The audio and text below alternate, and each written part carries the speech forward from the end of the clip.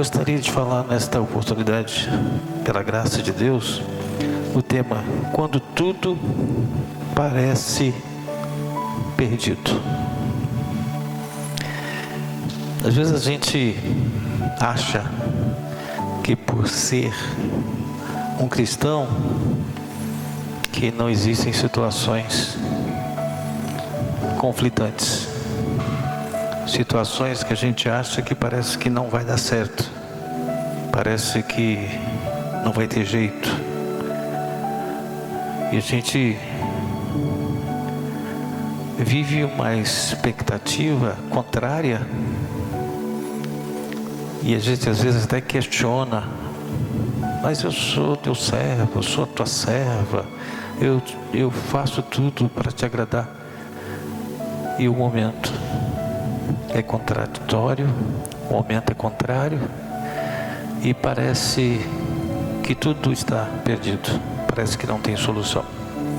Mas a Bíblia Sagrada nos ensina, cita homens que se sentiram nessa situação de que tudo parecia estar perdido, e até declararam, e alguns deles até pediram a morte por causa da situação que eles estavam enfrentando.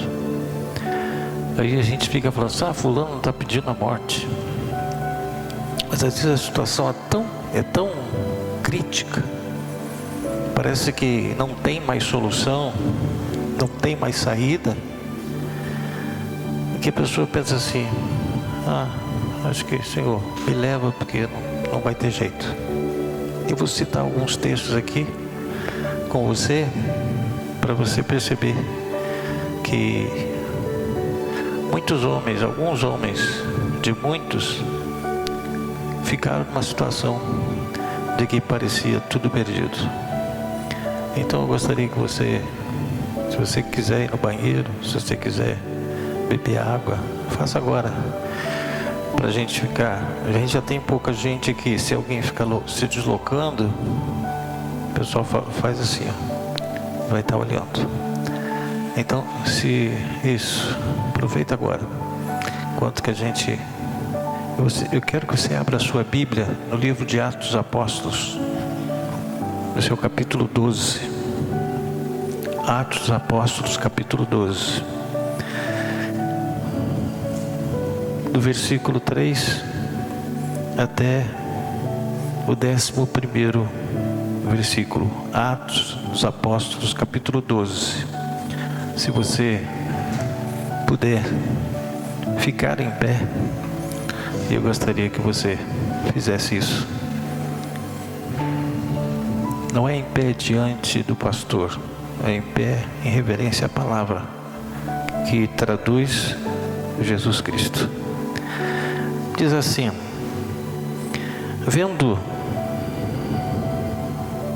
vendo-se isto agradável aos judeus, prosseguiu, prendendo também a Pedro. E eram os dias dos pães asmos. Tendo feito prender, lançou-o no cárcere, entregando-o a 4 escoltas de 4 soldados, cada uma para o guardarem, tencionando apresentá-lo ao povo depois da Páscoa. Pedro, pois, estava guardado no cárcere, mas havia oração incessante a Deus por parte da igreja a favor dele. Por isso é importante que a igreja esteja unida, em comunhão. Porque se alguém está numa situação que parece estar tudo perdido, a igreja se reúne e ora para Deus agir, mover. A igreja não pode ver cada um por si e Deus para todos. A igreja é um corpo. Qualquer dificuldade, a igreja precisa estar juntos, em oração, em intercessão. E aqui a igreja estava orando. Oração incessante a Deus. Eles não estavam, vamos orar para... Não era para desencargo de consciência. é que eles não queriam que Pedro fosse morto. E Pedro estava condenado. Quando Herodes estava para apresentá-lo, naquela mesma noite, Pedro dormia entre dois soldados, acorrentado com duas cadeias, e sentinelas à porta guardavam o cárcere. Eis, porém, que sobreveio um anjo do Senhor, e uma luz iluminou a prisão, e tocando ele o lado de Pedro, o despertou, dizendo: levanta-te depressa. Então as cadeias caíram-lhe das mãos. Disse-lhe o anjo: cinge-te e calça as sandálias. E ele assim o fez, agora livre.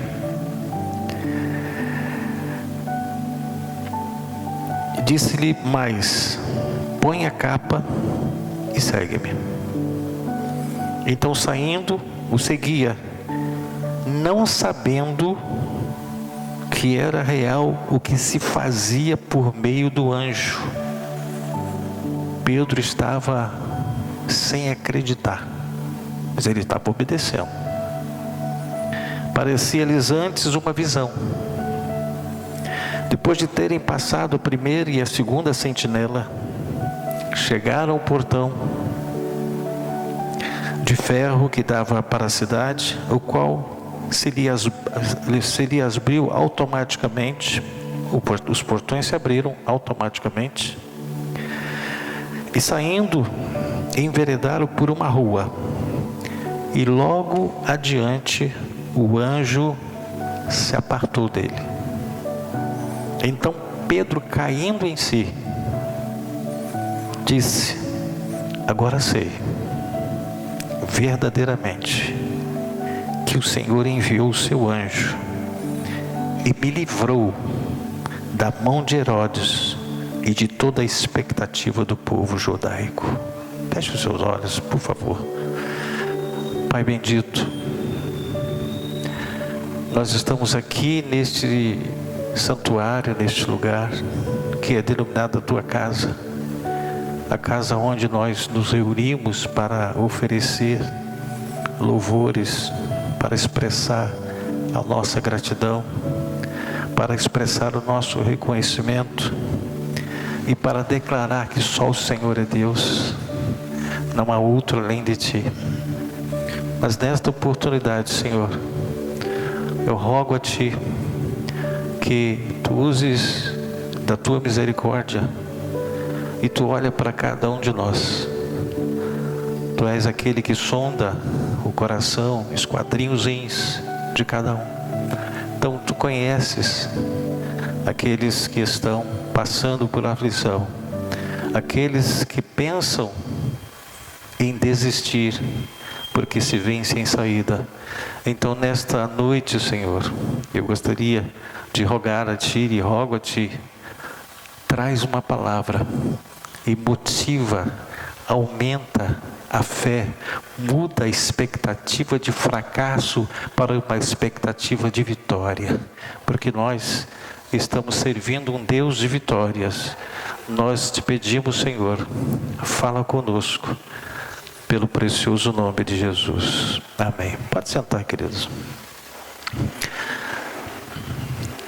Pedro estava preso porque estava pregando o evangelho.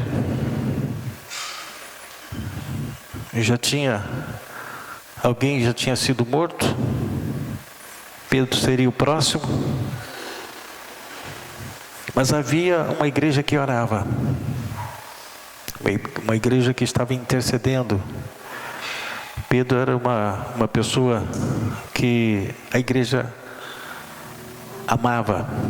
Ele tinha autoridade, ele era uma pessoa que tinha uma intrepidez, era uma pessoa de ousadia. Mas ele foi mal interpretado, como todos aqueles que pregavam o evangelho eram mal interpretados.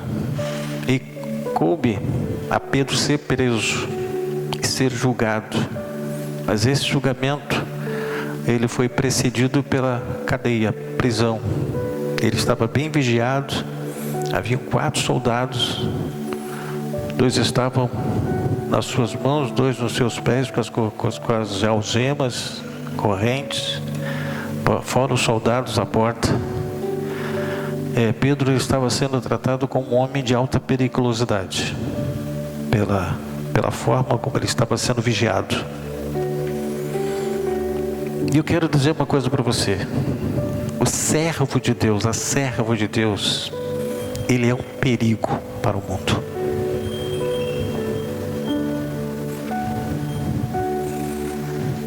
O mundo vê a igreja de Cristo como uma grande inimiga, porque a igreja de Cristo, ela prega a verdade. A igreja de Cristo procura viver a verdade. E nós vivemos num mundo de mentiras. Nós vivemos num mundo de retrocesso. Nós vivemos num mundo onde o que é errado é certo e o que é certo é errado. O que é verdadeiro é falso e o que é falso é verdadeiro. Que a igreja que vive nessa esfera, na mensagem, no testemunhar Jesus Cristo como único e suficiente Salvador, muitos nos olham como inimigos, como aqueles que discriminam. Nós, como igreja de Cristo, não discriminamos ninguém. Nós só discriminamos o pecado. O homem não. Deus ama o pecador, Deus não ama o pecado. A igreja, ela discrimina o pecado, ela não discrimina o pecador.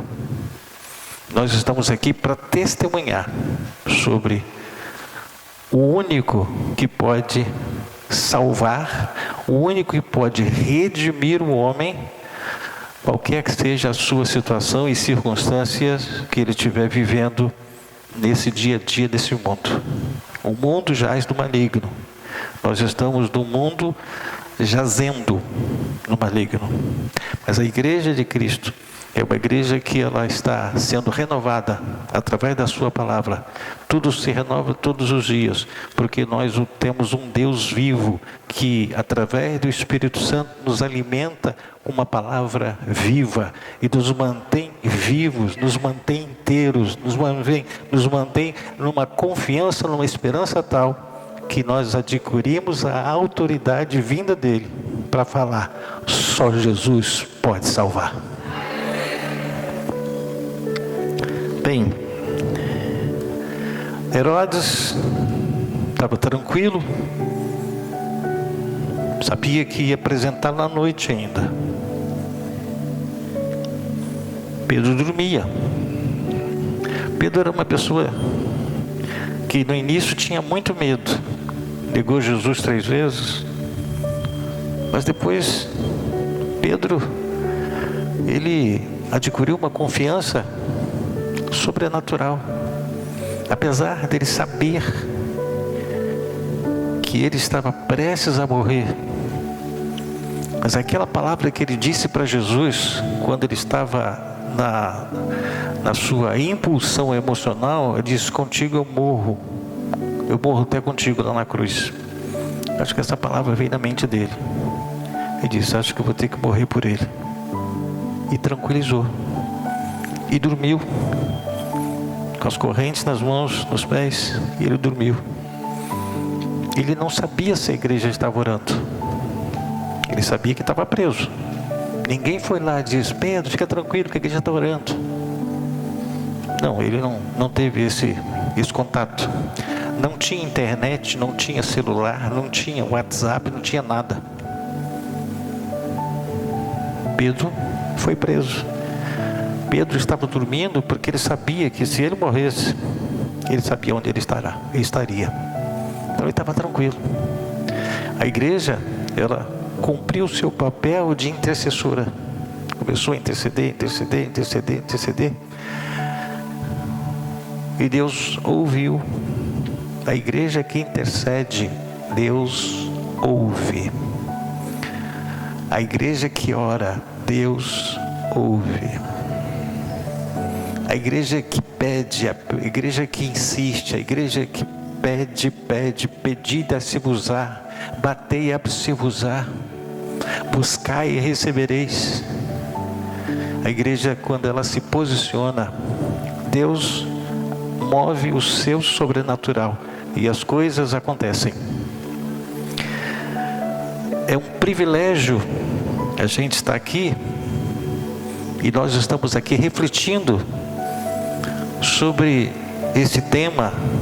Parece que tudo está perdido, que todos nós enfrentamos.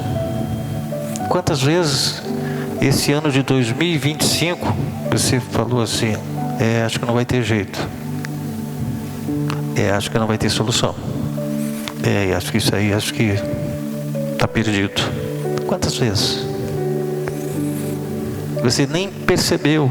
Às vezes a gente não percebe que Deus, Ele está sondando, Ele olha, Ele examina o nosso coração e Ele dá aquilo que a gente se propõe a receber.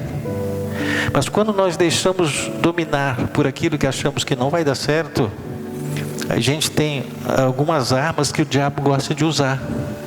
A gente fica ressentido, a gente fica magoado, a gente fica ansioso. Aí o diabo se aproveita. Vai dar certo mesmo? Não, vai dar tudo errado. E aí fica a expectação, a gente fica mais acelerado, mais ressentido. A gente esquece das promessas. Não esqueça das promessas. As promessas do Senhor, elas só se cumprem quando eu me coloco no caminho do cumprimento dela.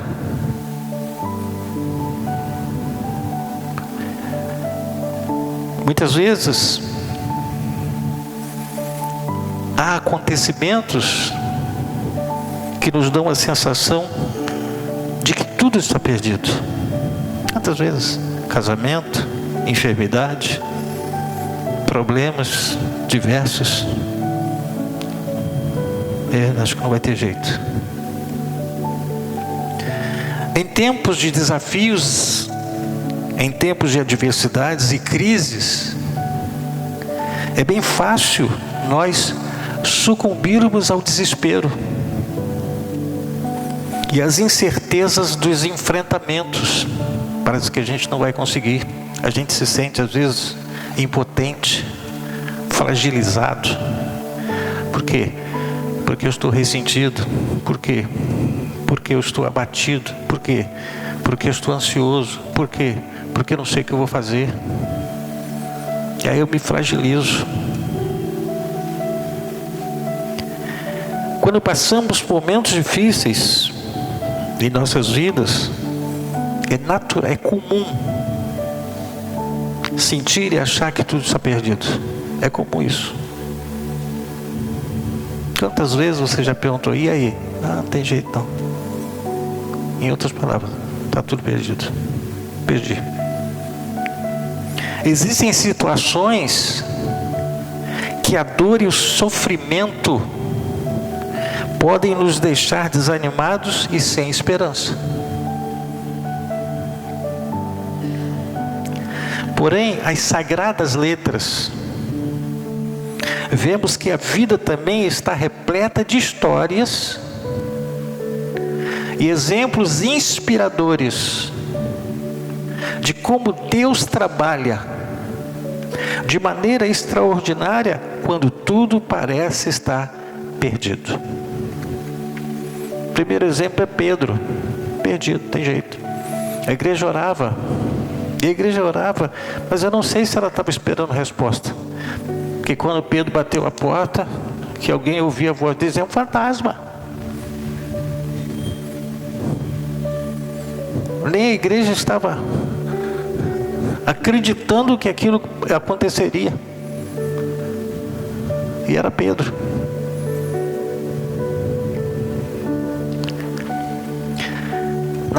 Na Bíblia nós encontramos inúmeros relatos de pessoas que enfrentaram situações aparentemente impossíveis, mas que experimentaram o poder restaurador, sobrenatural e redentor do Senhor Jesus. Às vezes, nós nos decepcionamos ou nos frustramos diante de tanta dificuldade que enfrentamos. A gente fala assim, não é possível, gente. O que eu estou fazendo? Tem gente que fala assim, o que eu fiz de errado? Pedro não fez nada. Pedro estava anunciando o evangelho e foi preso. Achando até que fizemos alguma coisa e estamos sofrendo a punição de Deus. Quantas vezes eu já ouvi pessoas falar assim, acho que Deus está me punindo. A gente quer uma explicação. Vamos ver alguns exemplos bíblicos de homens e mulheres que sofreram o revés da vida. A vida teve um revés. Primeiro, um homem que era amigo de Deus, que tinha por nome Moisés. Moisés, que foi o libertador do povo do Egito, um dia pediu a morte. Ele estava conduzindo um povo obstinado, rebelde, um povo que não era grato, virava e mexia, queria voltar para o Egito. Lá era melhor. Não estão aqui, não, lá era melhor. E aquilo foi tirando, sugando as energias de Moisés. E um dia ele pediu a morte. No livro de Números, no seu capítulo 11, versículo 14 e 15, diz assim, eu sozinho não posso levar todo esse povo, pois me é pesado demais. Versículo 15, se assim me tratas, falando com Deus, ele era íntimo com Deus, mata-me de uma vez. Eu te peço, se tenho achado favor dos teus olhos, e não me deixes ver a minha miséria. Para Moisés, eu não tenho condições, eu não sou capaz de aguentar esse povo, mas Deus deu graça para ele. Deus não matou Moisés, Deus deu vitória para Moisés. Elias, profeta, o homem que desafiou 450 profetas de Baal, 400 profetas de Azera, ou Azera, um dia pediu a morte. Houve uma ameaça feita por um recado escrito por uma mulher. Jezabel o ameaçou e mandou um recado para ele. Ele disse, fala para Elias que amanhã nessa mesma hora, se eu chegar lá e ele estiver lá, eu vou fazer o mesmo que eles fizeram com meus profetas. E ela deu um prazo de 24 horas para Elias. Elias pegou o moço, saiu do primeiro Reis, capítulo 19, verso 3, 4, diz, temendo, pois Elias temeu. Tem cartas que nos ameaçam, tem recados que nos ameaçam. Elias se sentiu ameaçado por uma carta, por um recado. O que tem ameaçado você? Elias foi ameaçado por uma carta. Ele era o grande vitorioso porque ele venceu 850 profetas. E Jezabel disse, fala para ele que amanhã. Na verdade, Jezabel estava fazendo o teste. Que se ela estava com tanta raiva, por que ela não foi na hora? Ela podia ir na hora que ela soube da notícia, ela mandou um recado para o outro dia. Temendo, pois Elias levantou-se e para salvar sua vida se foi. Essa é a primeira atitude dele. Chegou a Berseba, que pertence a Judá, e ali deixou o seu moço. Fica aqui, porque eu vou resolver uma questão. Ele mesmo, no versículo 4 diz assim, ele mesmo, porém, se foi ao deserto, aí sozinho, caminho de um dia. Já pensou, você caminhar no deserto um dia? E veio e se assentou debaixo de um zimbro e pediu para si a morte. E disse: basta. Toma agora, ó Senhor, a minha alma, pois não sou melhor do que meus pais. Você já percebeu? Não é que eu estou exemplificando os homens que perdem a morte. Eu quero que você entenda que existem situações que a gente acha que às vezes que a morte é a solução, que parece que não vai ter mais jeito, que a gente entra numa esfera de parece que a vida está acabando. Assim foi com Elias. Elias, ninguém chegou para ele ameaçando, ele recebeu um recado.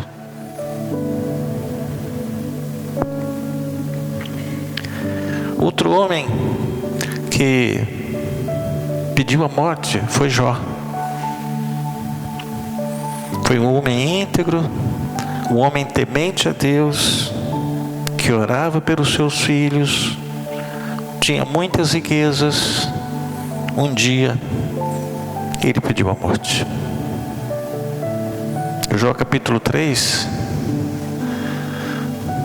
capítulo 1, capítulo 2, ele só perdeu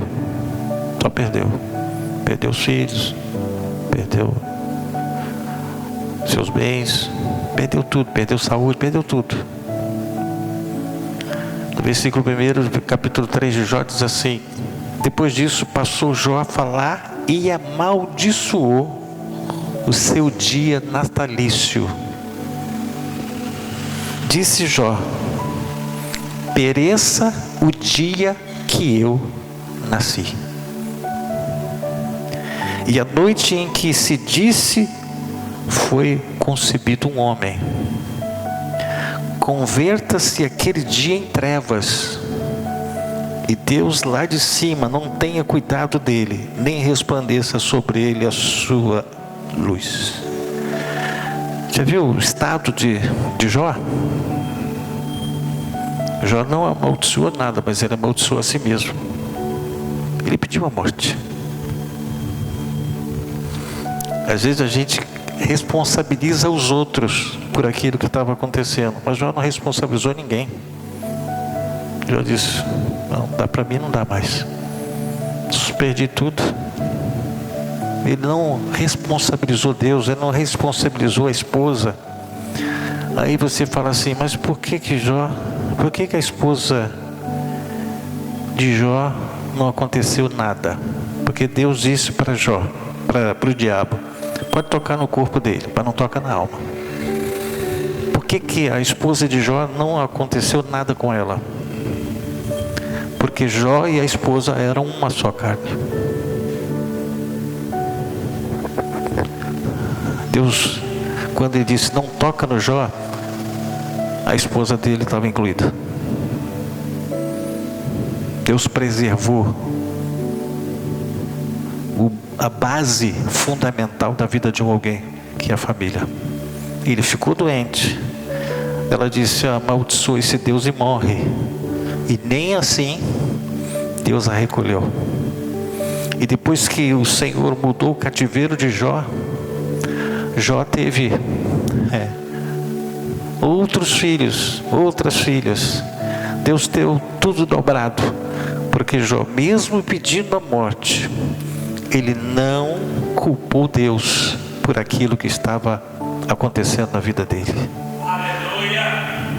Deus olhou para ele e o abençoou. Deus mudou o seu cativeiro. Deus tocou na vida dos amigos de Jó, que haviam lhe acusado, que haviam dito que Deus havia pesado a mão. E quando Deus chegou para os amigos de Jó, disse: se vocês não forem lá, eu vou consumir com vocês, porque vocês disseram coisa que eu não mandei vocês dizer. Então vocês vão lá e vão pedir oração para ele. E eles foram pedir oração. Jó orou e tudo mudou.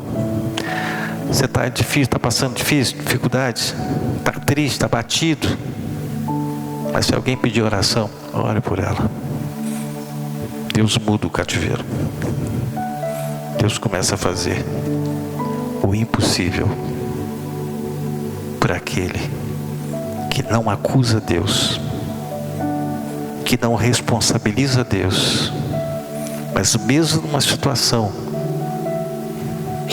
parecendo tudo perdido, quando os três chegaram para Jó e disseram: Jó, ora para a gente falou que não devia, e Jó abençoou, e Deus começou a mudar a história de Jó após essa oração.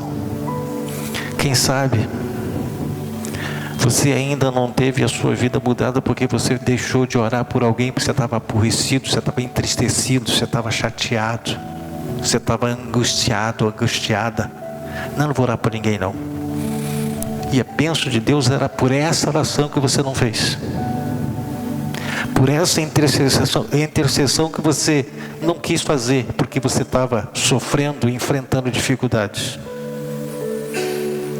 Jó teve a vida mudada. Quando você estiver numa situação dramática, nunca deixe de orar. Se alguém pedir para você para orar, ore, porque quem cuida de você é Deus. Outro homem, para só mais esse, Jeremias, profeta.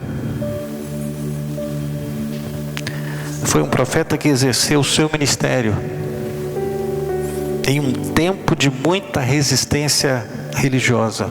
Foi a pior época em que Jeremias foi designado. Muita humilhação ele sofreu, mas mesmo assim ele resistiu às humilhações até ser preso. Jeremias também foi preso. Um dia ele pediu a morte. Gente, a gente fala assim: o crente aguenta muita coisa, mas tudo tem limite. Tudo tem limite. A gente não tem força ilimitada, tudo tem limite. A gente pensa, Jesus, quando ele estava prestes a ser preso, ele pediu para o Pai: se for possível, passa de mim esse cálice. O que ele estava querendo dizer? Estou aguentando mais, Pai. Limite humano, limite humano. A limitação humana, ela acontece, gente. Ninguém aqui é invencível. A nossa vitória é porque Ele nos dá a vitória. Nós somos mais do que vencedores, porque a vitória que nós não podíamos alcançar, Ele alcançou. Ele é vitorioso e nós somos mais do que vitoriosos, porque Ele venceu por nós. Mas nós precisamos acreditar, nós precisamos confiar e saber que Deus está perto. Deus em momento algum me ofereceu viver num paraíso. Jesus chegou para os discípulos: prepara, porque vocês estão no mundo, e no mundo aí vocês vão ter algumas aflições aí, mas tem de bom ânimo. Só uma coisa para vocês: eu venci o mundo. Se apegue em Cristo, se apegue naquele que venceu, se apegue naquele que é poderoso para mudar a história, para fazer infinitamente mais daquilo que nós pensamos ou pedimos, segundo o poder que opera em cada um de nós. Eu preciso ter a certeza que eu pertenço a Ele e Ele é meu. Jeremias capítulo 20, versículo 14 até o 18, diz assim: maldito o dia que nasci. Foi a primeira coisa que ele disse: maldito o dia que eu nasci. Não seja bendito o dia que me deu a luz a minha mãe. Maldito o homem que deu as novas a meu pai, dizendo: nasceu-te um filho. Jeremias estava muito chateado. O homem estava triste demais, alegrando com isso grandemente. Seja esse homem como as cidades que o Senhor, sem ter compaixão, destruiu. O homem estava bravo. O homem estava bravo. Seja esse homem que deu a notícia: ó, você vai ter um filho. Que ele seja destruído como as cidades foram destruídas. Olha como é que a fúria de Jeremias. Seja esse homem como as cidades que o Senhor, sem compaixão, destruiu. Ouça esse clamor pela manhã e ao meio-dia alarido. Porque não me matou Deus no ventre materno. Ele questionou Deus: por que não me mataste no ventre materno? Podia me matar lá mesmo. Olha o que eu estou sofrendo, olha o que eu estou passando, olha quanta humilhação, estou preso. O que é isso?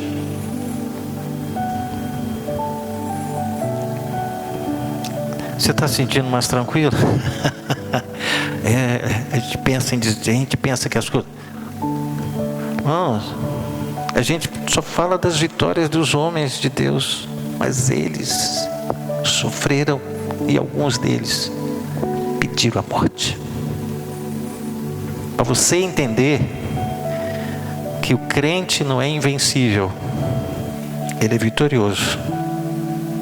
Que o cristão, ele passa por provação, por tribulação, por situações adversas, que a gente diz: por que eu estou enfrentando isso? Vai perguntar e você não vai ter resposta.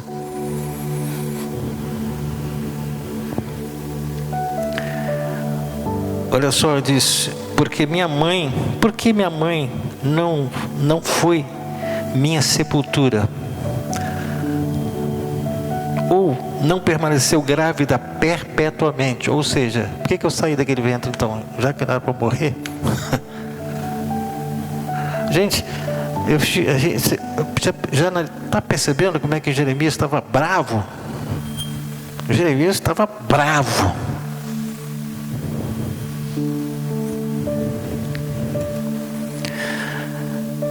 Por que saí do ventre materno? Tão somente para ver trabalho e tristeza, e para se consumo de vergonha os meus dias? Todos esses personagens bíblicos, por motivos e circunstâncias diferentes, desejaram morrer. Mas apesar disso, estes mesmos homens viveram grandes vitórias. Deus, quando olhou, ouviu essa angústia, esse pedido desses homens de Deus, Deus não levou em consideração, porque Deus sabia que era o limite que eles estavam chegando. Eles estavam no limite. Deus não leva em consideração. Tem oração que você faz: Senhor, me mata, Senhor. Deus não vai te ouvir nada. Ele vai saber que você está no limite.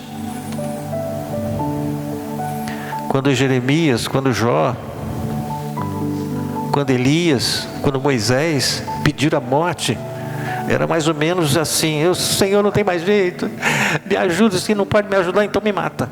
Essa era a posição desses homens. O desânimo profundo, a dor da perda, o desespero, as tempestades não os destruíram. Saiba que mesmo que você esteja enfrentando momentos mais sombrios, que nunca você imaginou passar, não vão destruir você. Deus não vai destruir você. Deus não vai destruir você. Deus não vai destruir você. Os problemas não vão destruir você. Os problemas não vão acabar com você.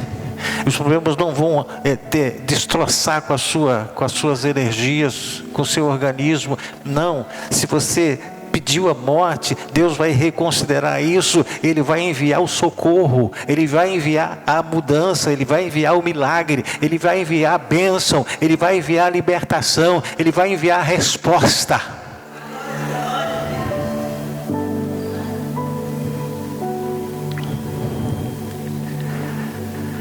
O seu nascimento não foi por acaso. Você pode dizer assim: o meu nascimento Fala aí, gente. Meu nascimento não foi por acaso. Tudo tem um propósito, gente. Tem gente que fala assim: por que eu nasci nessa família? Eu podia ter nascido na outra família. Não, nosso nascimento não foi por acaso. Deus tem um propósito para tudo, gente. A receita da vida é confiar no Senhor, é acreditar nele, é saber que ele é poderoso. As condições para que isso aconteça para nosso benefício é que nós precisamos ter ele como nosso Salvador, ele como Senhor da nossa alma. E todos esses enfrentamentos, eles vão acontecer, mas eu tenho a certeza que ele nunca vai me desamparar, mesmo achando que tudo parece perdido. Mas Deus, ele é poderoso. Deus tem um propósito para a minha existência, para a sua existência, para cada existência. Deus tem um propósito. Mas eu preciso estar sintonizado do propósito de Deus para eu não fugir do propósito. Deus dá liberdade ao homem escolher seguir o propósito dele ou seguir o seu próprio propósito. Deus não robotiza ninguém. Deus estabelece o propósito. Cabe ao homem escolher aceitar ou não. Livre-arbítrio. Eu preciso saber quem é Deus. Eu preciso ter o entendimento que sem Deus eu não sou absolutamente nada. Jesus disse aos seus discípulos: sem mim nada podeis fazer. Eu preciso ter essa consciência. Você precisa ter essa consciência, porque no momento mais crucial que a gente vem enfrentar, a gente vai ter o entendimento que ele nunca vai nos desamparar. Ele está conosco. Saiba que Deus conhece tudo a seu respeito. Tudo. Não falei nada para Deus, mas ele já sabe. No livro de Daniel, só vou terminar já, capítulo 2, versículo 21, 22, diz assim: é ele, Deus, quem muda o tempo e as estações, remove reis e estabelece reis. Ele dá sabedoria aos sábios e entendimento aos inteligentes. Então, duas classes. Ele dá sabedoria aos sábios e entendimento aos inteligentes. Quer dizer, se eu não for sábio, mas eu tenho que ser inteligente. Eu preciso ser inteligente para saber que sem Deus eu não sou nada, não faço nada, não chego a lugar algum. Eu tenho que ter essa inteligência e ter a sabedoria de viver nesse mundo, saber lidar. Ele revela o futuro, o profundo e o escondido. Conhece o que está em trevas e com ele mora a luz. É esse o Deus que você e eu estamos servindo. O Deus que conhece tudo. É o Deus que muda o tempo, as estações. Essa é a obra dele. Remove reis, estabelece reis. Ele dá sabedoria aos sábios e entendimento aos inteligentes. Sabe que o Senhor muda o curso dos acontecimentos. Pedro ficou surpreso. Pedro não esperava. Estou fechando onde que nós começamos. Pedro não esperava o desfecho da vida dele. Tanto que o anjo tocou no lado dele, estava deitado, tocou. Pedro, acorda, Pedro. Cinge aí. Coloca tuas sandálias, coloca a capa e me segue. E as cadeias, as correntes caíram todas. Os soldados todos estavam dormindo. Não era para estar, né? Porque normalmente dorme dois ficam acordados. Estava todo mundo dormindo. Eles passaram. Pedro seguiu esse anjo. Os portões de ferro saíram. Pedro não estava entendendo nada. Deus, eu só estava obedecendo. Tem coisas que a gente não entende, mas obedeça. Se Deus está falando, obedeça. Se Deus está mostrando, enxergue. Ele saiu pelos portões, passaram por uma outra rua, e aí o anjo deixou. E ele caiu assim: meu Deus, verdadeiramente Deus mandou um anjo e me livrou. Deus é poderoso. Você pode dar uma salva de palmas para aquele que é poderoso para receber toda a honra, toda a glória e todo o louvor. E eu quero dizer uma coisa para você: esse Deus que livrou Pedro, é esse Deus, Ele está aqui. E Ele não mudou. Ele não mudou. Ele continua o mesmo. E eu gostaria de convidar você, que você venha crer. Simplesmente creia. Situações conflituosas nos levam ao entendimento de que não estamos dependendo da ação sobrenatural de Deus. A gente precisa entender que a gente precisa.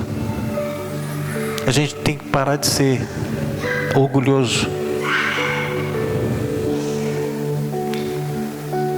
E que só Deus poderá realizar e nos ajudar. Eu gostaria que você ficasse em pé comigo. Deus tem um grande propósito na minha vida, na sua vida, e Ele vai cumprir. Você pode dizer com a sua mão direita assim: eu sei que Deus vai cumprir o propósito da minha vida. Mas levanta a mão assim, ó. Levanta a mão. Diga assim: eu sei que Deus vai cumprir o seu propósito na minha vida. Agora você pode dar uma salva de palmas para o Senhor também. Deus quer e vai libertar você. Deus vai restaurar você. Deus vai salvar você. Deus vai abençoar você. Coloque as tuas mãos sobre o seu coração. Pai, no nome de Jesus,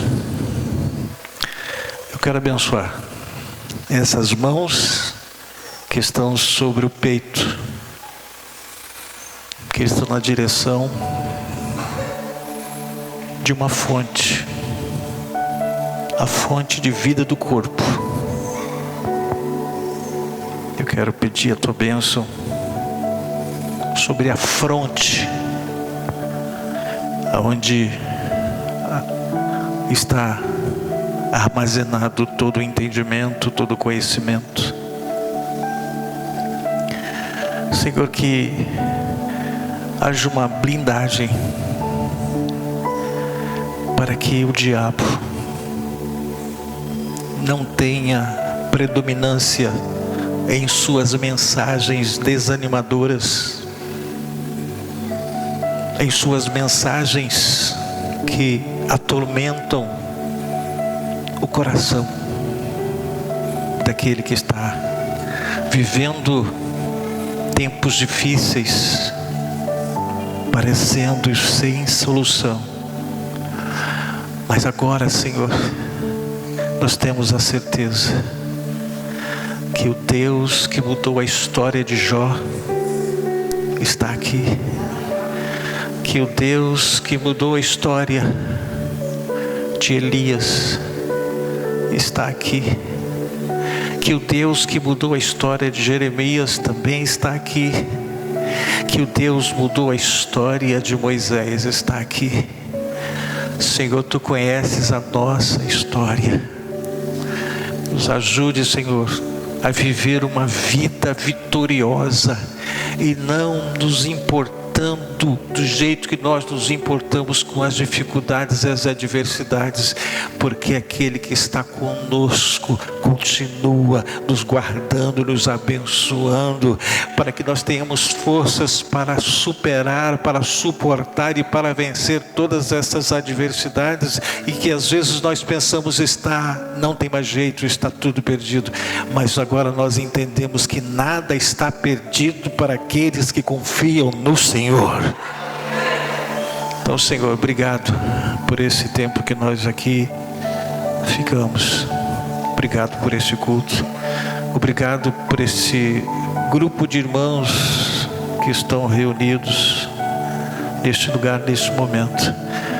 Obrigado pela semana que findou, por essa semana que se inicia. Nos dê, Senhor, uma semana de paz, uma semana em que nós podemos declarar e ter a constatação da ação sobrenatural de Deus sobre a nossa vida, sobre a nossa família, sobre o nosso trabalho, em todas as esferas. Nós entregamos às tuas mãos, nós consagramos a ti esse culto e nós te pedimos e nós te agradecemos. Fica conosco e nos socorre sempre que precisarmos. Senhor, nós entregamos nas tuas mãos este culto, e que a graça de nosso Senhor e Salvador Jesus Cristo e o amor de Deus nosso Pai e as doces consolações do Espírito Santo estejam com todos os que estão presentes aqui, para hoje e sempre. E a igreja diga: Deus abençoe você.